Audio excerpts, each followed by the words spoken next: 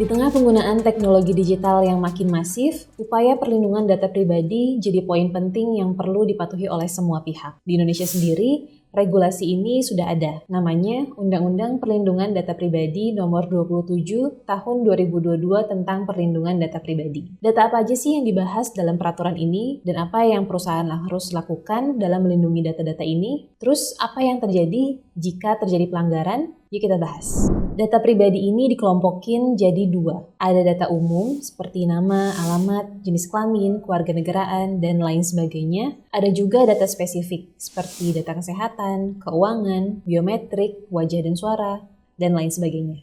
Sebagai subjek data, kita memiliki beberapa hak penting yang melindungi data pribadi kita, seperti hak akses, hak koreksi, hak hapus, hak batasi pengolahan, hak portabilitas data, hingga hak tolak pemrosesan.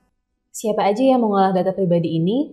Bisa perusahaan, lembaga pemerintah, atau individu yang mengumpulkan dan mengelola data pribadi. Mereka ini wajib untuk mempunyai dasar hukum dan transparansi dalam mengolah data-data ini. Dalam prakteknya, mereka juga wajib melindungi data, memastikan data yang disimpan selalu diperbarui, menghapus data yang tidak diperlukan lagi, membuktikan bahwa mereka memenuhi kewajibannya, dan yang gak kalah penting, bekerja sama dengan lembaga pengawas. Ada 3 prinsip dasar keamanan yang diterapkan, yaitu confidentiality, memastikan data hanya bisa diakses oleh pihak berwenang. Yang kedua, integrity, menjaga keutuhan data dari modifikasi atau penghapusan data yang tidak sah.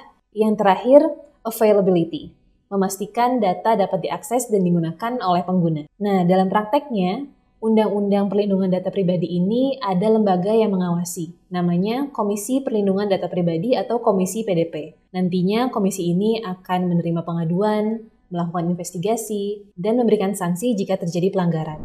Jenis-jenis pelanggarannya, mulai dari membocorkan data pribadi, tidak memberikan akses kepada individu atas data pribadinya, mengolah data pribadi untuk tujuan yang tidak sesuai, dan mengumpulkan data pribadi tanpa persetujuan. Jika terbukti melakukan pelanggaran undang-undang, pelaku bisa dikenakan sanksi administratif atau juga sanksi pidana hingga 6 miliar. Karena data pribadi banyak digunakan oleh perusahaan untuk memberikan personalized experience kepada user, untuk mengembangkan produk, untuk melakukan analisis pasar, dan masih banyak lagi, usaha untuk melindungi data pribadi ini jadi penting supaya perusahaan dan konsumen kayak kita bisa terhindar dari penyalahgunaan data pribadi. Sejauh ini, gimana pendapat kamu tentang undang-undang ini? Coba komen di bawah ya.